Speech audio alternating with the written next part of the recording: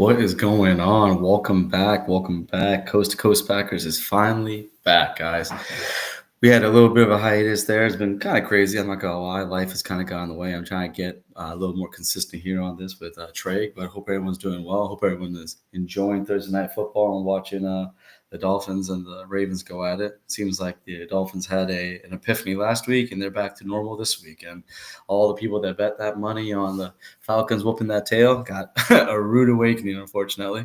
But man, oh man, it has been a crazy, crazy, crazy week of football. I think everyone here watching the games now kind of got able to digest what happened Sunday night, enjoyed everything, and now here we are where we got Carolina Panthers coming to Green Bay. Before we talk about that, let's talk about the Packers seem to be back on track, and I think one of the most important things that we can talk about is the fact that we've noticed how Jordan Love, for the most part, has been playing pretty outstanding even with all the things kind of going on wrong around him. He had been losing Jaden Reed for 2 months, Watson not being available off the bat, and on top of that too, him having to kind of filter through different wide receivers and tight ends and running backs. And then of course, let's not talk about the fact that his actual offensive line has been finally healthy for the last 3 weeks. After those first 2 weeks, we were basically moving pieces in and out, trying to get them where they are.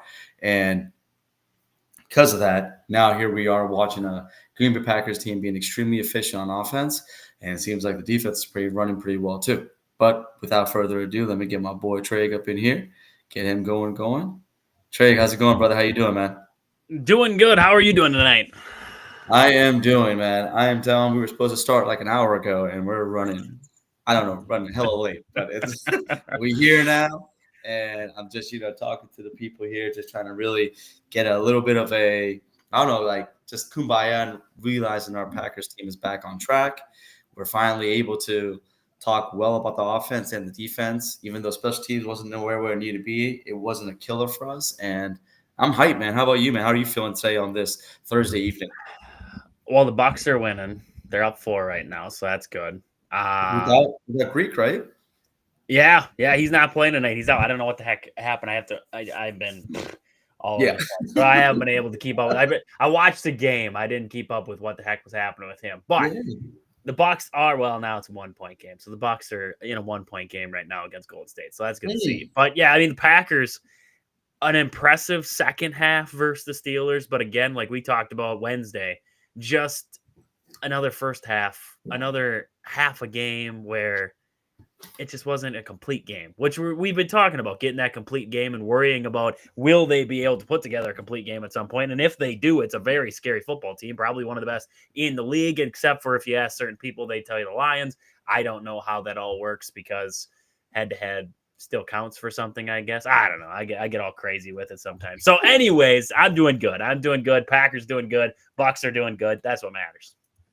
You know what? It's like after I don't want to open up an old sore when it comes to the Brewers, but it seems like the other Wisconsin teams are getting it done. So I think we can kind of ride the wave on that. And I'm with you, man. Like that Sunday night game was absolutely electric, as most people know. I was at the game, and I have to admit, it definitely felt like no disrespect to Steeler fans, no disrespect to Pittsburgh. It definitely felt like a home game. And I was definitely enjoying it. There were some moments that were kind of crazy, I'll say that much, but won't go into too much detail about that. But all in all, it was an experience. I have to admit, like just like you said, that first half, it's like the Packers find a way to just come out really slow, and then they slowly just start picking it up. And I don't know, it's like second half hit, and it was like all gas, no break, and it felt good to kind of see that again for once. Yeah, no, I would 100% agree. It's always what happened at halftime? What changed at halftime? What adjustments were made that maybe you could adjust a little bit earlier? What are some of the things that you saw in the second half that could have been fixed in the first half, maybe in going into the second quarter, whatever it was? So it's those little things I think right now that the Packers are still trying to clean up. But once they do, this is a very scary team for anybody to face moving forward here. So, I mean, I love what I've been seeing. I loved what I saw. I love this offense. The defense was good all game long. I mean, we still have our question marks, I guess, across the board with some parts of the defense, some parts of this team. But outside of that, I mean, I loved what I saw in that game against Steelers. I would agree. 100%. Look, I think before we even talk about the defense, because It seems like getting back some pieces on there and also having a fully conditioned Parsons is really starting to show up. But offensively, I think the biggest thing is the amount of hype and the amount of just craziness that was put around this game about Love versus Rodgers. And you and me are the same. Quarterback wins don't exist. The quarterbacks aren't playing against each other, right? It's a team against team. But the fact that Love was able to beat his mentor, the Padawan was able to beat his master, and in his home too, of all places. I think that's absolutely amusing. And I think just seeing the way that the different camera people and the angles of watching Love, the pictures that Evan Siegel took of him, and also just watching like how Love is like warming up and he's seeing Rodgers come out of the tunnel. I don't know. There was just so much like wholesomeness with it, but it also felt good to come out with a win and to know that it did it with really on Jordan Love's shoulders. I think that's pretty amazing. Yeah, no, I would agree. And yeah, to finally be able to just let it ride with them, right? That was the big thing that we've talked about is just trusting your quarterback to go out there and do it. And that's what I think LaFleur finally did in that game was trust Jordan Love to go make the throws, go make the plays that were needed. I don't think it shouldn't be as much as, oh, he was finally on a burner, right? So then we just let him go. No, I don't think you can play it that way because then it's going to be a very hit or miss offense. You're never going to be able to just all of a sudden just, oh, wow, he's on a burner now. No, you have to let him get there, right? So just trust your quarterback. And I think that's what Matt LaFleur is finally doing is trusting the quarterback play because the run game it's been good, but not great, right? It's been good, but not great. I think Emmanuel Wilson has been a breath of fresh air. I don't know, man, with Marshawn Lloyd, wherever he is, I don't know if he's lost. I don't know where Marshawn Lloyd is. He's missing in action. That's all I know. They need to find him. But oh my God, you're jumping ahead on my notes. If they do find him finally, I don't know if he's got a spot. Yeah. Not anymore because Emmanuel Wilson is that burst of speed that you were looking for from a Marshawn Lloyd. Yeah. I don't know, Marshawn. I don't know where he is. He's lost out there in the full. I have no idea. Somebody needs to find him. There needs to be pamphlets put up. We need to get a search party. We need to go knocking on doors. I don't know what needs to happen, but somebody's got to find this guy because I haven't heard from him. It's like he had appendicitis last year, and since then I have no idea. It's like, is he still recovering from the appendicitis? What's he recovering from now? I have no idea. It's funny when LaFleur was like, yeah, I don't foresee him coming back anytime soon. The way he said it, because I feel like LaFleur sometimes can be kind of dramatic without being dramatic. It came off extremely dramatic. But I agree with you. Like, I think we have a really good running back room right now with Brooks, with Emmanuel Wilson, with Jacobs. I don't like bringing back Lloyd. I think Lloyd is a very like talented, fast twitch kind of player. But again, like, where does he go? Like, that's the thing, though. Like, I think like he has hamstrings that are like worse than Watson's was before he went to Madison UW. And so for me, I'm with you. I think you just keep him on IR. You let him get healthy. And I feel like if next year training camp comes around, he just can't keep it. I think you have to cut your losses. And unfortunately, the third round curse will be back. But the good thing is we know that the third round curse was possibly broken with Sean Ryan a little bit, but more so with our man Tucker Kraft. I feel like 19 targets in the last 2 games, and him becoming the focal point.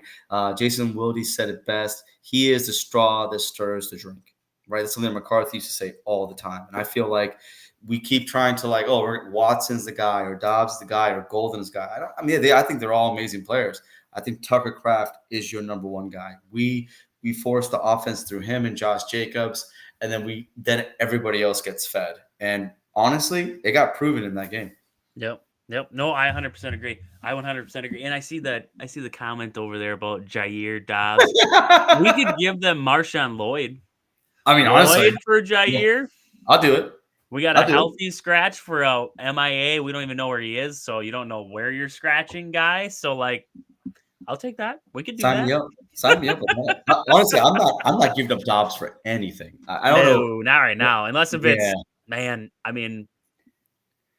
There are cornerbacks out there that if they said, hey, we'll give you this guy. Okay, yeah, like there's some cornerback packages you could throw together where I think about it. Because you do have that plethora of weapons, and Golden is getting upset, which he shouldn't be upset. But anyways, you know what I'm saying? There's a lot of weapons and a lot of guys in that room. So could you part ways with one of them?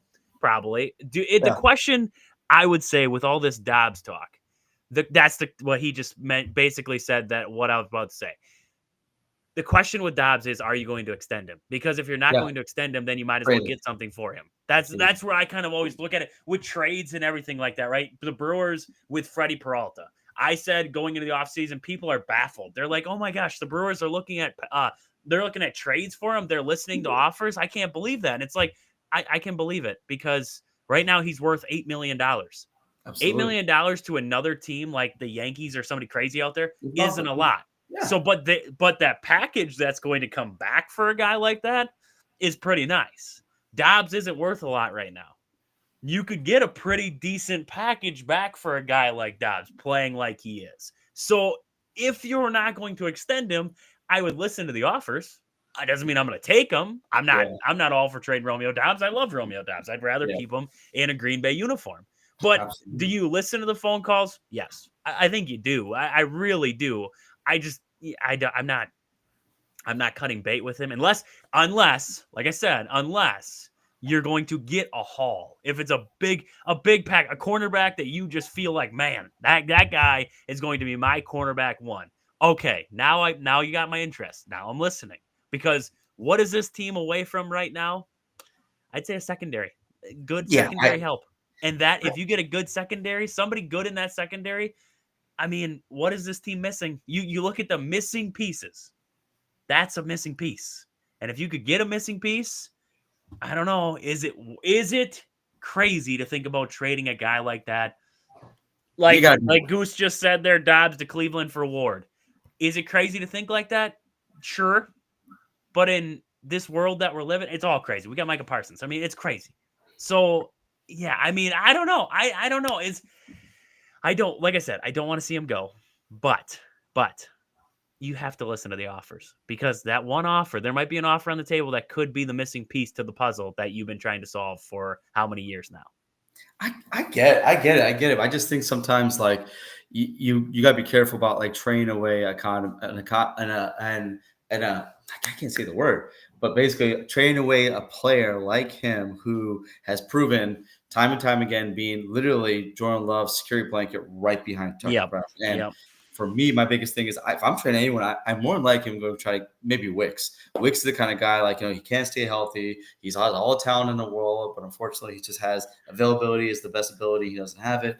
I get it though. You make a valid point because like if you can get I'm talking about you have to get like at least a top 15 corner to even consider trading away Dobbs. And even then, it's like, because you look at the trade that Jacksonville did with Cleveland when they trade away Tyson Campbell for Greg Newsome, right? And Greg Newsome has been a little bit of a hit or miss character. Tyson Campbell's actually been a pretty good corner. So for me, he went over to Cleveland. He's been playing extremely well. I've been watching Newsome kind of get ate up a little bit. Denzel Ward would be nice. Tariq Woolen would be nice too. I know that we also looked into Cam Britt Taylor over there in Cincinnati. For some reason, it makes sense though, but everybody on the defense for Cincinnati is asking for a trade. Every single player. So I think they're all just sick of the freaking new DC there, and they're just trying to get out. But I'm with you. I think that I felt like they had the Howard Green moment when Mike Pennell got available, but he went right back to the Chiefs where he won multiple Super Bowls. So for me, I'm like, all right, well, our Howard Green moment went away there. They did bring back Tyron Henning, who they had in preseason, who looked pretty decent. And they also brought back a defensive tackle as well, too. So for me, the team is looking pretty good, but it is one of those things where Goody just can't sit on his hands when trade deadline comes. I feel he needs to try to make some kind of move.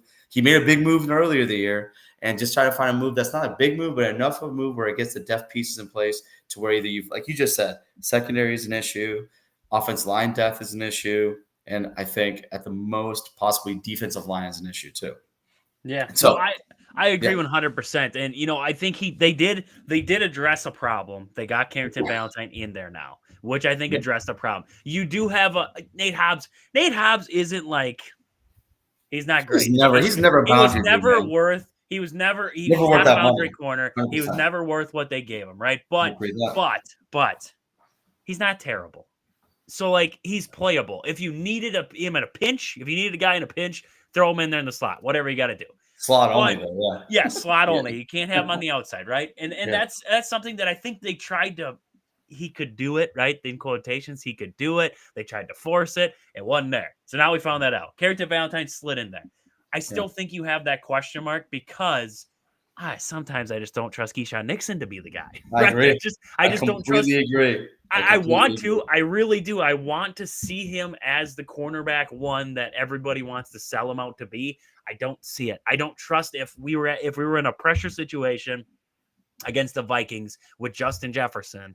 I don't trust that he's going to be able to lock him down without being a holding call or a pass interference call. I don't trust that it's there. That's my worry with this secondary because the pass rush can get home fast, but the quarterbacks can get the ball out faster, which then if you don't have a quick or good secondary could lead to issues because they're playing some relaxed D because they can't put pressure up. They can't come down on guys because they will get toasted.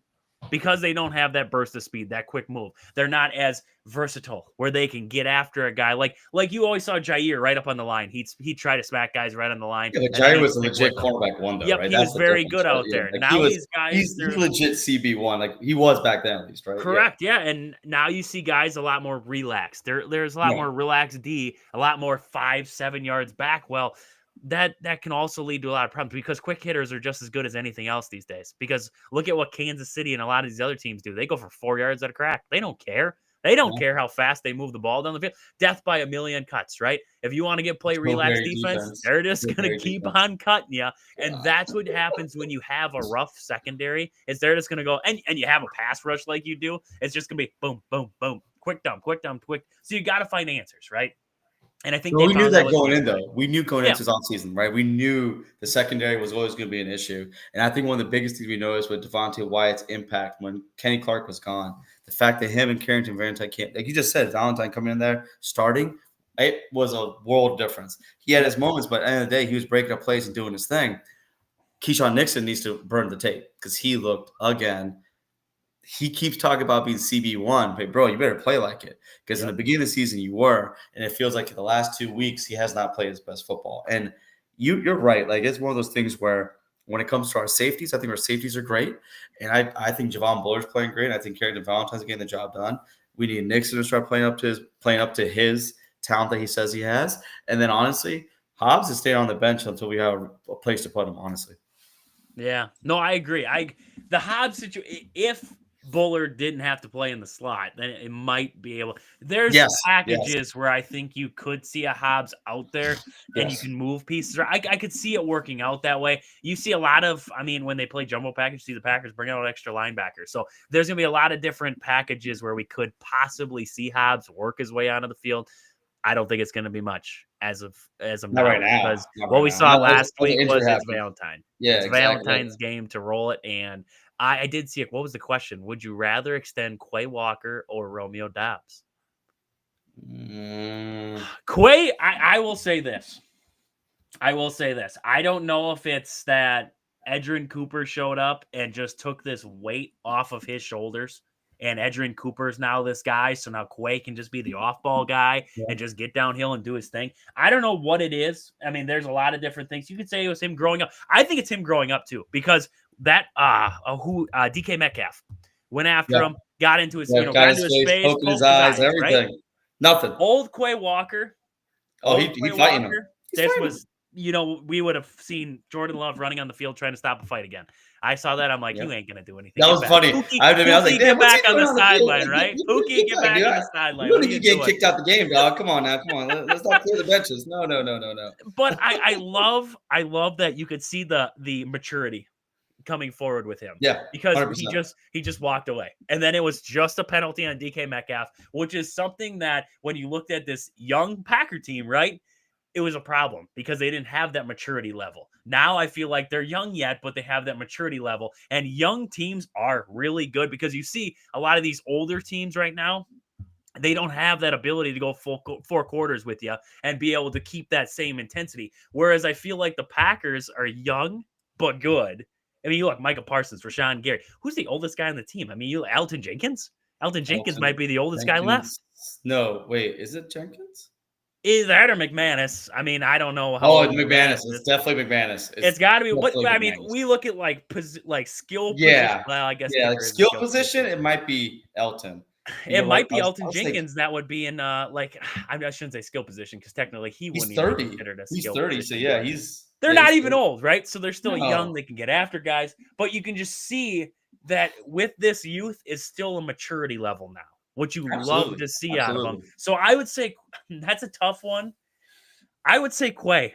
I would say Quay just because I love what I'm seeing out of him and Adrian Cooper together now. And it's so hard, as we know, to find a linebacker, Yeah. a I good, really good linebacker. And I and think I'm now we have two of them who are really athletic, which we haven't had in, I mean, name the last really good linebackers the Packers have had. I mean, you can go back a I mean, ways. Nick Nick Barnett, Desmond Barnett, and then you Bishop, got Clay AJ Matthews, Hawk, and AJ if you want Hawk, to and he count was Clay Matthews in there in that linebacker, I mean, you got way back if you want to yeah. start counting guys. So I mean, it's been a long time. Yeah, So if I'm you, though, I think because Jason says that Quay does have an offer on the table right now, and the only thing that's holding him up from actually extending is him. He okay, probably is trying to get more money, more guaranteed. I don't blame him because in yeah, this market and this economy, you might try to get as much money as you can. I think Tyron Hopper, his second year, him coming in, every time he's been on the field, he's been making plays, he's been playing well, and I yep. think that that's something the Packers could fall back to if that's the case. Honestly, Quay's already hurt. So Quay practiced full yesterday and didn't practice all today because of a calf. So let's say he doesn't play. Let's say Hopper comes in and plays extremely well because you already know Carolina's going to run the ball. You already know they're going to try to they're trying to dictate by keeping offense off the field. So if Hopper comes in, that's more leverage for the Packers to keep him. I find a way to keep them both. I think I have always said this: Russ Ball, I trust no matter what. He will find a way. He will find a way to make it work. Now, does Dobbs take a home discount to stay in Green Bay? That's a whole nother story because most contracts that Green Bay does, they're normally 2-year deals anyways, right? With a lot of signing bonus up front and then kind of spacing things out. So it'll be interesting to see how it plays. I find a way to get them both done. I don't want to have to choose between the two, but if I have to choose between the two, I'm with you. I probably do Quay as well too, just because you have Golden, you still have Jaden Reed, you have Watson you just extended, and you do have Malik Heath as well too. So you do have some stallions in the stable there when it comes to wide receiver.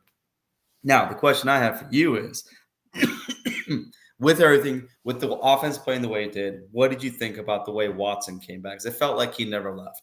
He just came back and just picked up right where he left off. I feel like him and Jordan Love have always had a pretty good chemistry together on the field.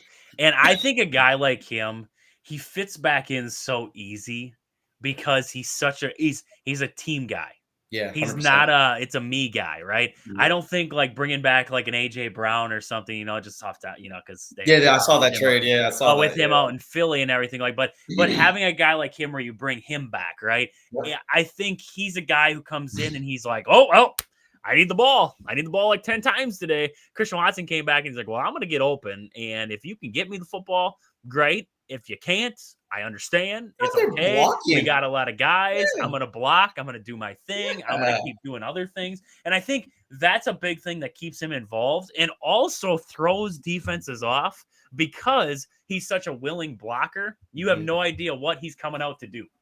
That's the thing. Like when you Yes. have receivers who don't really care, they're not really blockers. They don't do anything. They come out and it's like, oh well, I know he's running a route because I know he's not going to block here. The Packers, these wide receivers nowadays, they're so prone to get after guys. I think that's where Christian Watson, he's such a team guy where I feel like he just slid right back in, like no hesitation. He fits right into line. Plus, he's been back for a little bit now. I mean, he's been practicing. 3 weeks He's now been doing practicing. things, Yeah. right? Yeah. So he's been back. He's been battling. So we knew it was gonna fit. It was just a matter of we did not expect, okay, week 1 of coming back, it was going to be a hit, but he's always had that ability. And I think now, if you look at a guy like Golden, I know he didn't have a great game, but having a guy like Golden in there or a Tucker Kraft or, I mean, Romeo Dobbs, whatever, you can look across the receiver room.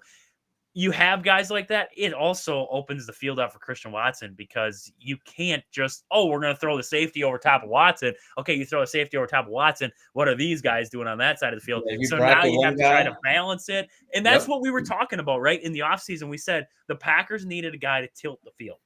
Yeah. They needed that guy.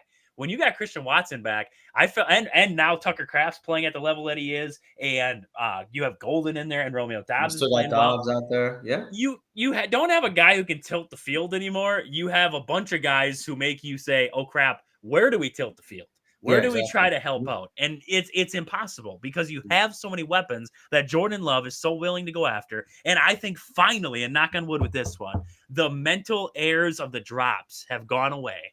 And now it's like you can trust everybody. You can go to everybody. They're going to make the catches. They're going to run the right routes. And that's what I was talking about before with that maturity level. This team is just taken off with that. And I think that's what we're finally seeing with this team. And that's why I think Christian Watson coming back, he just jumped right into it because they didn't know how to defend him. They didn't know what to do with him because they knew he could blow the top off you. He makes great catches, and he's right there in Jordan Love's back of his head. He's like, I know Watson's down there somewhere, but you have so many other weapons on the field. It opens it up for him then.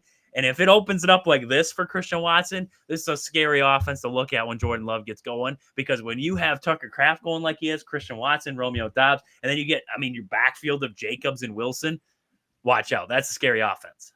Yeah, I was going to say it was one of those things where, like, the fact that they've had that chemistry since day one, he comes back 4 for 85. It just shows you exactly what Jordan has. And the thing with Jordan and Watson have always had is that chemistry. And he doesn't have to feel like he has to feed a guy, right? When you see these other teams, I remember Devontae had to get his targets. Not to say he would say anything, but you almost felt like he had to always get his targets, right? We're not seeing that right now. Jordan's always been a great distributor of the football, hence why maybe Golden is not very happy right now. But I'm pretty sure, I feel like you're going to see this as a rookie sensational game between Ted McMillan and Matthew Golden. I feel like they're both going to – I know Golden's probably going to be the squeaky wheel that gets greased this weekend. But what I've loved about our offense is that you never know who's going to get the ball, and you can't just hone in on one guy because Jordan just finds a way to make sure that if he's not going to be able to find the best play to get the ball to the right person, he's going to run the ball. He's going to can it. He's going to call a run. He's going to run from there. He's going to – the thing is we have a team that's so complete right now in offense and defense, minus the secondary and defense. Even then, though, with that front seven being the way it is, we can kind of make up for the deficiencies on the secondary. I just feel like we finally have an amazing team that can really make a run because for the longest time, we've always had a really, really good offense and we've had an okay defense. Now, last time we won a Super Bowl, what was it? We had the number one defense in the league. And that was the number one scoring defense. That was the number one defense in yards. We were the number one defense in rush defense and pass defense. We were top 5 in pass. And that was with Dom Capers. And that's what, 15 years ago. And since then, we've had some good defenses, some okay defenses. I feel like finally we're able to take that next step. And if we just need to get special teams in order, and I know special teams is a whole other thing. But before we get off the offense, there was some reporting that Jaden Reed's already out there. He's running routes. He's catching the balls off the jug machine. How are you? I feel like adding Jaden Reed to this offense, A, it might piss off Golden because that's another mouth to feed. But B, it just makes our offense just that much more dynamic. And man, if we're getting healthy at the right time, which is November, December, January, February, I don't know, man. I know we were talking about on our show on Wednesday about is the Pack back? Are we the best team in NFC? I'm saying we get Jaden Reed back. I think we might be cooking with gas, bro. I think they just have to stop trying to get Golden involved by doing let's throw it behind the line of scrimmage and see what he can make with it. Let's get him involved by hitting him on a slant route or something crazy. I don't know. It's wild to think a slant route, but that's simple. It's just a simple thing, but it's our initial reaction or the response is let's throw it behind the line of scrimmage and let Golden try to make something happen. And teams don't fall for that much anymore. And you got to make a guy miss, and it just hasn't worked out that way for him. So, anyways, getting a guy like Jaden Reed back, it's massive. That's what I was going to say. I forgot that earlier when I was going to say about Marshawn Lloyd's not back at practice yet, but Jaden Reed's back, and it's exactly. Marshawn Lloyd, broken collarbone, broken foot, and he's already back. He's already back, running around. It's like Marshawn Lloyd is where? He's still in the hospital? I don't even know. Still did they forget? I didn't see him on the sidelines. I'm wait, I'm trying to look for him. I was what is this guy, John Wick? He disappeared? What the hell? This is ridiculous. He's gone home. He's living at home. He got his dog. He chilling. Like, wait, what? Like, I don't know what's going on. They left him on the ranch. He's on Edrin Cooper's ranch playing with the horses right now. He's playing with the horses. He could be playing with the horses. They're like, here, you just stay here and pitch stalls, and that'll be okay. You just pitch stalls and ride horse every once in a while. Keep these guys up to snuff around here. We'll take care of the football business. Don't you worry. Take care of the hay. That's funny as hell, man. Hey, now we're gonna see a video, and it's gonna be of Edrin Cooper at the ranch there, and all of a sudden you see this random guy running the back. Marshawn Lloyd, there he is. He's not running; he's walking with the hay. He's walking. He's walking. He's got a hay sack on his shoulder. He's just walking along. It's like, oh, there he is. I'm telling you, it is insane. Like when he came out, that was his thing coming out. Uberly talented. He had injury prone, and I'm just like, oh god, like. And then people are like, oh, they could have Bucky Irving and this and that. I'm like, first off, ain't no way they were going to get Bucky Irving, man. Because Bucky Irving was not the kind of player who they would ever draft. Because his RSA score was like a freaking 4. And he didn't meet the height. He didn't meet the weight or nothing. He was just an uberly talented player and an awesome offense. But no way Green Bay was going to take that guy. And now, yeah, it sucks that, we used a 3rd-round pick on him. But, hey, we talked about it. Chris Brooks, I love Chris Brooks. Emmanuel Wilson, amazing. And I wish they had Amar Johnson still, my namesake. I wish they had him over there in the practice squad. But, of course, he got signed by the Chargers. But, man, I'm just saying, I'm happy with the way the room is looking right now.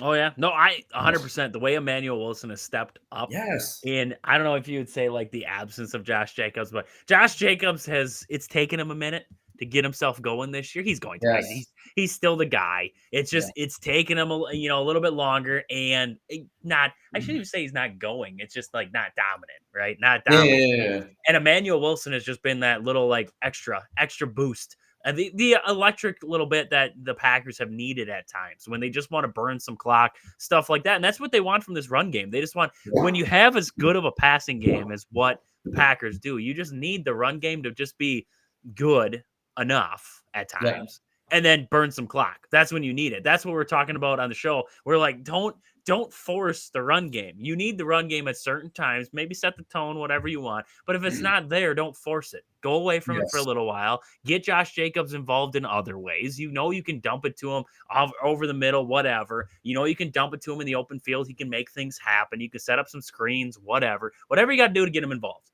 But you don't have to just run the especially out of shotgun. Maybe that's what gets him in trouble. They need to throw that play away. The shotgun handoff is what gets him into trouble the most with Josh Jacobs. Every time. I would agree with that. I could definitely say that the amount of shotgun that they run is unreal at times. And I think they need to start running underneath the center because Jordan Love, with his back to the defense, is very good at manipulating the defense, which is huge when you talk about an offense like this. But back to your question before, the Jayden Reed. Yeah. Getting a guy like Jayden Reed back to an offense like this, I mean, you can just imagine. I mean, what you got already. You got Christian Watson, you got Golden, and then you have Savion Williams, your gadget guy. Oh, God, you got another. Hey, Savion getting involved? What right? I know. And then you get a guy like Jayden Reed involved back in there, and that's your original gadget guy, but with better hands. Now you bring him back in. Now you got Randall Cobb back. Basically, you got Randall Cobb back to run some routes for you. You're trusting. You were talking about the guy you can trust before. Jayden Reed was that guy. Dobbs has always been a solid hands guy, but Jayden Reed was you wouldn't say the safety blanket as much as Dobbs was, but the guy you would want to go to. He was the guy that Jordan Love wanted to go to the most. It's kind of transition now, and I like it. Tucker Kraft is turning into that safety blanket for Jordan Love, which is what you want. You want to have a good tight end that you can utilize as a safety blanket. You look at Dak Prescott with Ferguson, Kelsey and Patrick Mahomes, George Kittle and Brock Purdy. You can look across it. If you have a good tight end, you have a really good chance that you have a darn good football team. So I like where they're at right now, and I think adding a guy like Jayden Reed into it, it only makes it worse because it's going to be more of a mess. Yeah, I was just Wicks is hurt too. Wicks is hurt too, so you get a guy like Dontavian Wicks back too. Yep. I hear one of those guys can go back and return kicks and not worry about him on offense. There you go. That guy, whoever's the odd man out, we can send him back out for punt returns. There you go. Not Jayden Reed, though. Not Jayden Reed. No, not Jay Reed. But it's funny, Jay Reed did do that in college, so it would make sense to actually send him back. But I don't want him back there. When I saw him back Unless we don't care about Jaden Reed, that's sure, true. send him back there. But No, we care about no, him, so we don't want him back there. no. I keep saying it. Bo Melton should be the kick returner and punt returner. He was a monster at Rutgers doing that. He averaged like 20 yards of punt return and 40 yards of kick return. I'm like, I don't understand why Rich Bisaccia is making this so difficult. I understand he's a great gunner. I agree he's a great special teams guy when it comes to other positions. Just put him back there. Let him run the damn ball. Like, why are we making this harder than we need to? But that again, we already know that we all hate Rich Bisaccia. And no matter how the special teams does, I need him gone at the end of this year. He's my new Joe Barry. I need him out. But with that being said, it seems like our game here with the Steelers is over with. We can move past it. That was a game that I thought we were probably going to lose because we were in Pittsburgh. But guess what? They proved me wrong. I'm happy I was proven wrong. And now we have the Carolina Panthers. And we have no idea who's going to be the quarterback for the Carolina Panthers. Bryce Young is practicing full. Dalton has a thumb injury. They just signed Mike White to the 53 roster. And the Rico Dowell experiment is going off the chain like Frankenstein. And I am terrified of that man. But we are the number 3 rush defense in the league right now. I know everyone keeps saying trap game. A part of me is feeling like it's at home.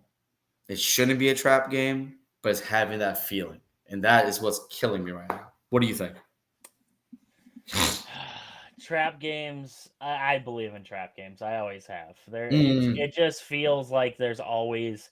I mean, would the Browns count as a trap game? No, they don't. I mean, maybe kind of because they weren't looking that good going in, right? I think the way that this team is playing right now, and hopefully, knock on wood, this doesn't come back to bite me. I think the way that this team is playing right now, and the way that Jordan Love is commanding this team and Micah Parsons on that defense is commanding that defense now. I think they have their heads on straight, and I think they're a week-by-week team. And I think that was a point that was hit home earlier on in the season when we heard Rasheed Walker telling us all about they were going to go 17-0, nobody could beat us, blah, blah, blah. And then they lost to the Browns. That was the one. Yeah. He actually made it more of a trap game by saying stupid stuff like that. And then Matt LaFleur came out after the game and he's like, I don't know who said this or whatever. We know that we play week to week, everything like that. And I think that was the hit at home point. Because after that, we saw this Packers team kind of take off. We saw some better things. We saw Jordan Love take more command of that offense. We saw Jordan, the game after was the Dallas game. We saw Jordan Love go toe-to-toe with Dak Prescott, who was playing really good that night. We saw Jordan Love take on a Bengals and Cardinals, but then a Steelers team with Aaron Rodgers in prime time. Not in Aaron Rodgers' place, because I don't count Pittsburgh as his place, but in Pittsburgh, taking on the Steelers against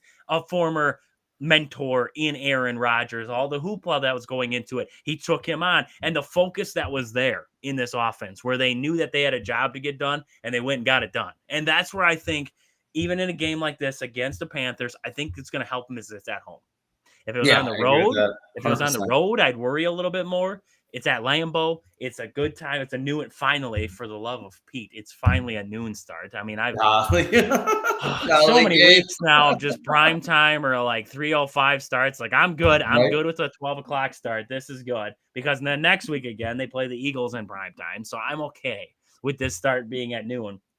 But I think all those variables will help the Packers just take care of business, do their thing, take care of business there. It's going to be a big thing on the run defense. Like you said, slowing down Rico Dowell. That's going to be your big thing in this one. He's been fantastic. He was fantastic down in Dallas. They just didn't utilize him in the right way. And then he ended up leaving when they needed running back help. He ended up leaving. So now he's with Carolina. He averaged like 120 yards a game in Dallas. He just didn't have any touchdowns. It just was the craziest thing ever. And I'm thinking like, the guy's a good running back. Like, what are we doing here? It didn't make any sense. And, he's fantastic. Devontae Williams worked out great, but even then, I would have still kept Rico, right? Yeah. No, I agree. He was fantastic. They just said like, well, see you later. Yeah. So it was whatever, I guess, worked out for him. Which is crazy. Yeah, I think it worked out for him. Get out of Dallas. Now did it fix it going to Carolina? Maybe not. But at the end of the day, this Carolina team, they're not a team that's a pushover team.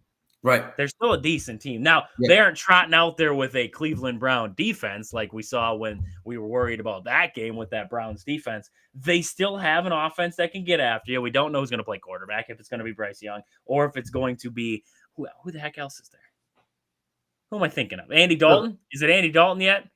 Yeah, Andy Dalton, Bryce Young, and Mike White are their 3 quarterbacks right now. Oh boy. So it could be ugly. It could be even uglier, or it could Offensive be line's all banged up. Braden Christensen, one of their better offensive linemen, is already put on IR, right? I mean, I'm looking at their stats. I mean, their offense is ranked 29th in yards, 27th in points. Defense is decent, 13th in points and 12th in yards. But even with that being said,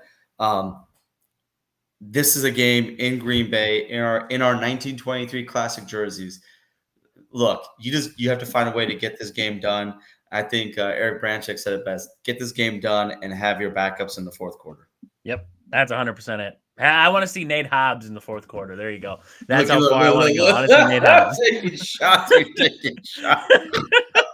I'm just kidding. I like him. Deep down, I like him. I just think I love the attitude.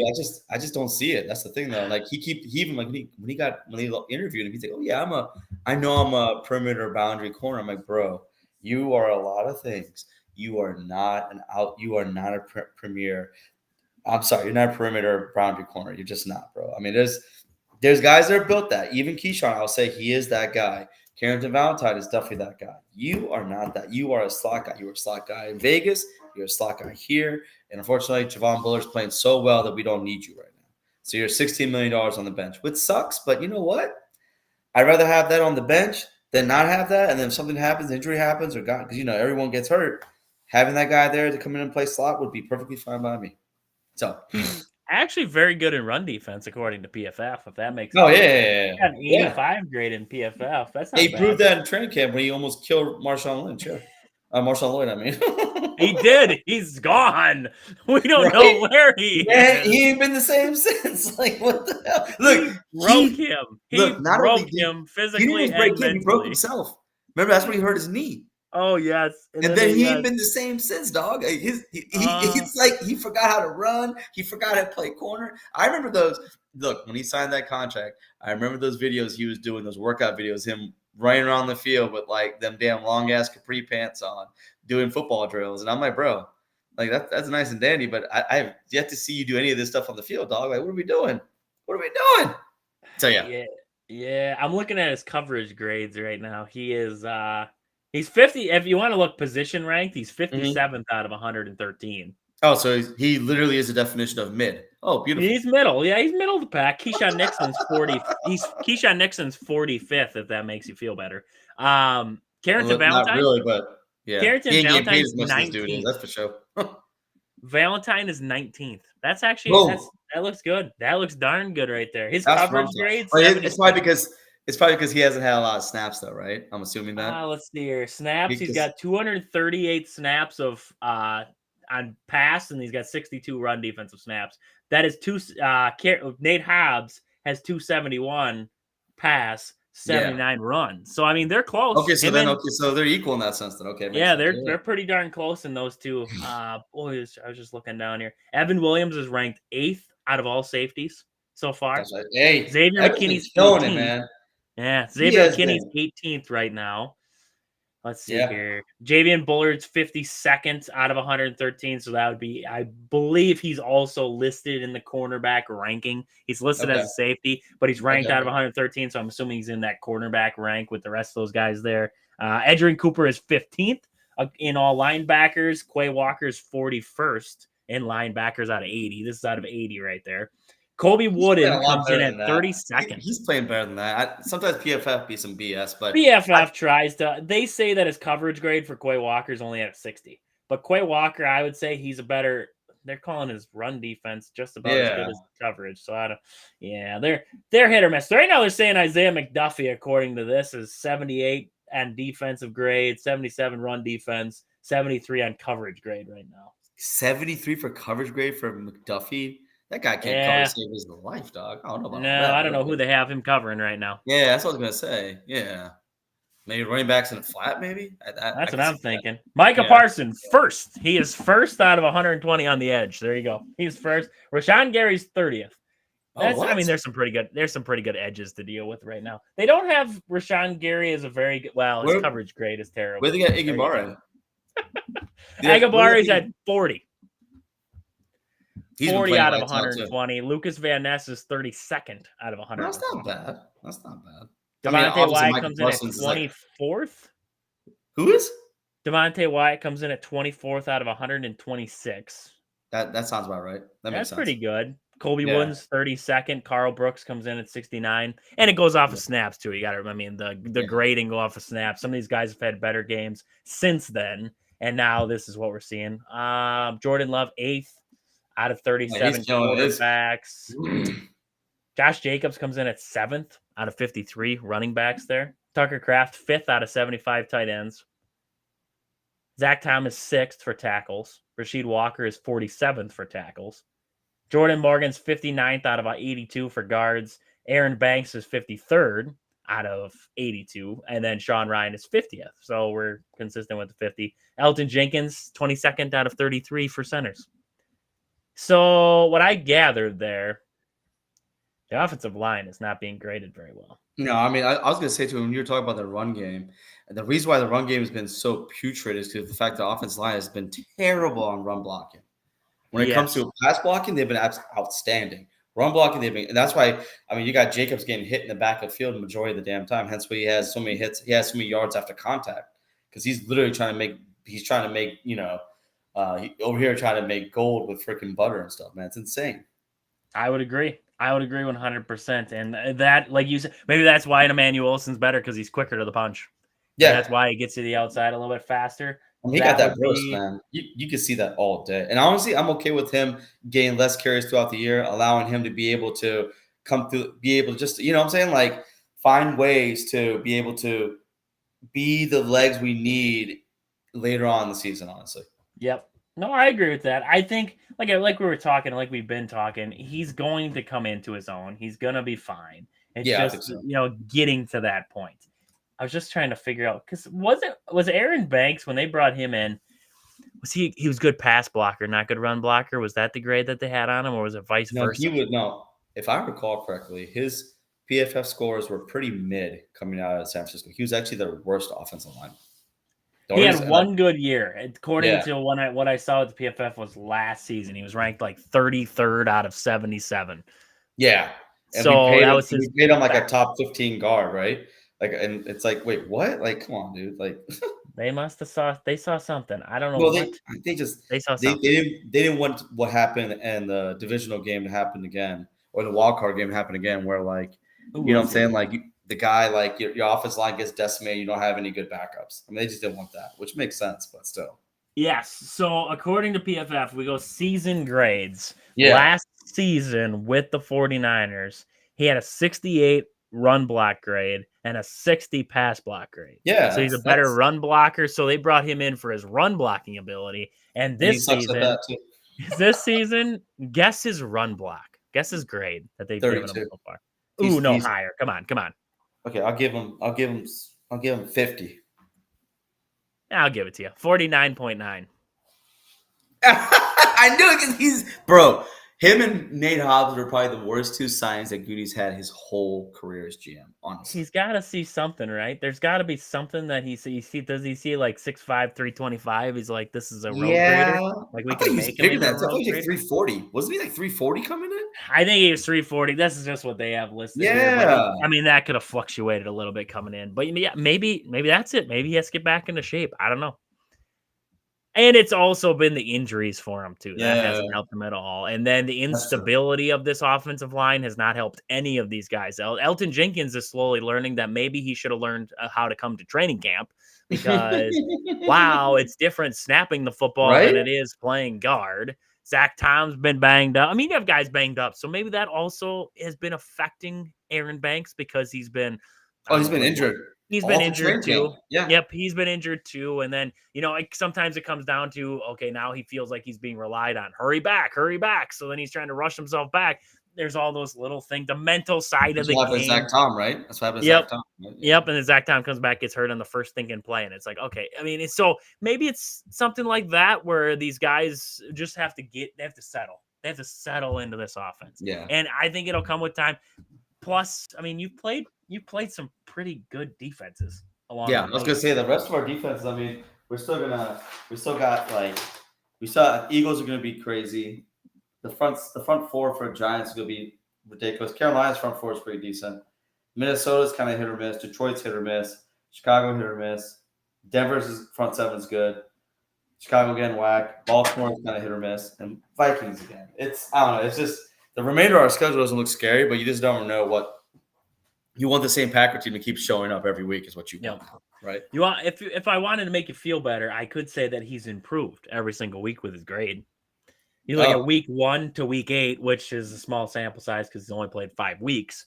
But week 1, he came across, if you want to look at it like his run block grade, it was a 40. And then you get all the way, I mean, you look week 7 against Arizona, it was 56. And then you look last week against Pittsburgh, it was 66.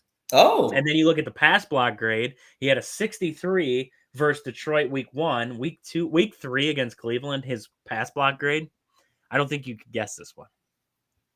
25. 12.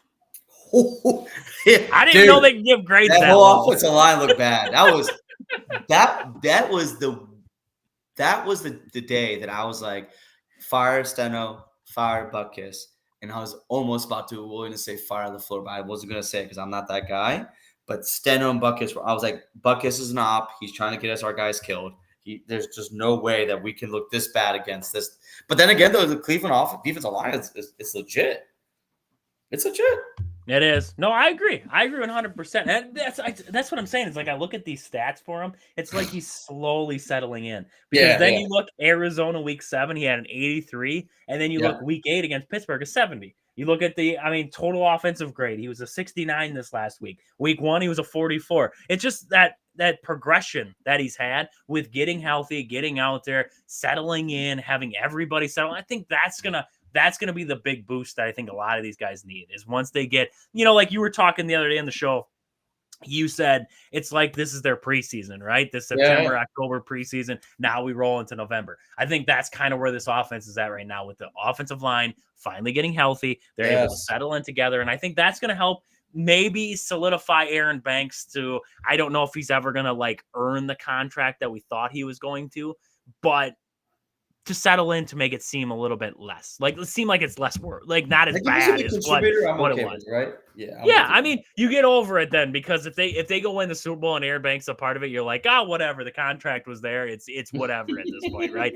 But if they lose and it's like, let's say they play the Chiefs, right? And Chris Jones has himself a field day. Well, now we're looking back and on saying, that was a waste of money. Yeah, we could have kept what's his name, Josh Myers at center. Yeah, and ran like that. We could have kept that thing. No. Oh God, no. No. You already see what he's doing there in the Jets. He ain't doing nothing with the Jets right now. So I don't think anybody's doing anything with the Jets. Good. Aaron Glenn's not even doing anything with the Jets. They got their first win. I'll give it to them. Got their first win. All right. Aaron Glenn is slowly realizing how hard it is to be a Jets head coach. 100%. There's only one guy who I think should be the Jets head coach is Rex Ryan. I just feel like he should just go back and when they were semi-okay at the White, when they were, it was Rex Ryan. And now they just keep bouncing head coaches and thinking this guy, we should bring in this guy. We should bring in this guy. No. Stop. It was Zach Wilson. And then it was, okay, let's bring in Aaron Rodgers. Okay, let's bring in this guy. You can't have that constant quarterback turnover and just hope. Look at the Giants right now with Jackson Dart. I mean, that Jackson Dart's going to be. I'm cheering for the Giants. I love what I've seen on him so far. I like him. Yeah, I love what we've seen on him and Scadaboo. Now he's hurt. That sucks. Yeah, it absolutely sucks because those two are fun. They're trip, man. They're trip. Yes. No, I agree. And the Jets are just I don't even know. I don't even know.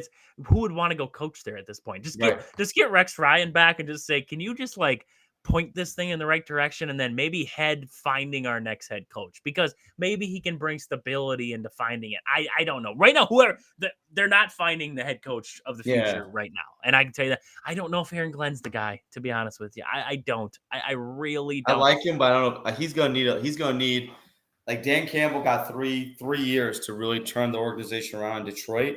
Yep. Glenn's going to need 3 years, and I don't even know if that's going to be enough because When Ben Johnson Johnson was fails terrible. with the Bears, maybe he could go out to the Jets and be the offensive coordinator for Aaron Glenn, who's the I can head see coach that. of the Jets. I That'd be can see fun. that. That'd be That would fun. be fun. I think that's something that he needs to do is getting an offensive mind in there because there's no way Aaron Glenn is going to be able to draft the quarterback that he wants and fix him. Who is the offensive coordinator for the Jets? It's the guy. He brought the guy from Detroit. It was the tight end coach.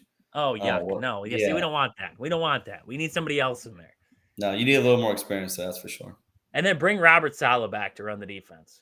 Even though Aaron He's not Glenn's going the back. defensive head He coach. would not go back if they offered him $100 million, man. I can see No. that. The way they I don't pushed think his they butt could. out, yeah, ain't no way in hell. Oh man, but yeah, that whole thing is a mess. There's a lot of messes around the NFL right now. There's a lot of messes, and it's fun. It's nice that the You don't have Packers to are have a just mess. yeah. It's just nice that they're just like their mess is that they have too many weapons. Yes. And that somebody might be getting upset because they have too many weapons. But the somebody who's getting upset is not like he's the superstar guy yet. Yeah. He's just He's growing. He's growing. he's the draft pick from this last year. And so like, yeah, It's get upset. what's our boy used to say? Joe Barry used to say this champagne problems, and I hate the fact that I'm quoting him. But we have champagne problems right now, and I'll take it. Nah, he's good for quotes. There you go. He's good for quotes. Yeah, that's always good for. It's like Rich quotes. Bisaccia. Rich Bisaccia is always good for a feel good story and a Yeah, dude, he press said that conference, today. make you feel Like good. he's over here giving freaking TED Talks and giving all this. He makes you feel good. I doesn't love he? that about his good nature, but I'm like, yo, bro, that's great and all, but like, what are you doing on special teams? Like, I don't need you to be my papa right now. I nah, need dog, you to be like, my come special on, bro. teams coach. We need to get past this. But look, Trey, we have gone now an hour, so I think we're good now. You got anything else you want to share with the folks? I got nothing. We You still got got Packers what? coming up. We got I don't know if anybody's even watching the Badgers play anymore, but the Badgers are on Saturday, I believe. I don't Did the remember. Bucks win? Bucks won. Bucks pulled Okay. off the win, 120 to 110 without Giannis. That was fantastic. The Badgers play. No, they have a bye. That's right. The Badgers have a bye. So Okay. yeah, no, we don't have to watch Badger football, but Badger Right. basketball is back next Monday. So that's exciting stuff, right? Maybe they can do Maybe something. Greg because- Gard make us Yes. feel better. That's what we're hoping for.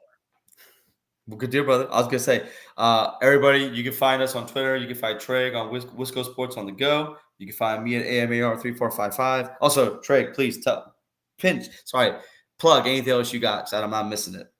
Oh, make sure you guys check out the radio show. Ummer stops by for the radio show weekly definitely. there, Wednesdays from 5 to 7 on 92.3 WOSQ. If you don't have, you're not in the central Wisconsin area, you can always Google 92.3 WOSQ, go up in the top right corner, click play. It plays the station wherever you are. You can get the app there. It's an ESPN app, so you can get the not the ESPN app, but get the 92.3 ESPN app, and you can play it on there. So yeah, I mean, check it out there. Ummer's on there every single week. We talk Packers on there, not as in depth, but we go, just a quick hitter, and then we got some Badger talk on there, Brewers, everything in between, anything Wisconsin sports. We All got Wisco it on there. sports. So yeah, make sure you check it out there. Wisco Sports on the Go, or you can find me across all social media platforms. Wisco Sports on the Go or Wisconsin Sports on the Go with Trey. Find it across all social media platforms, podcast platforms, everything like that. Good deal, brother. And you guys already know where to find me: Twitter, Coast to Coast Packers, Instagram, all that good stuff. Just we're all over the place here, but we're trying to get this back on the track. We're going to be more consistent now. We're going to be week to week to week. You're going to see us every week, so hopefully you guys don't get sick of us. But Trey, as always, brother, thank you for everything, man. And I will talk to you next week. See ya. All right, brother.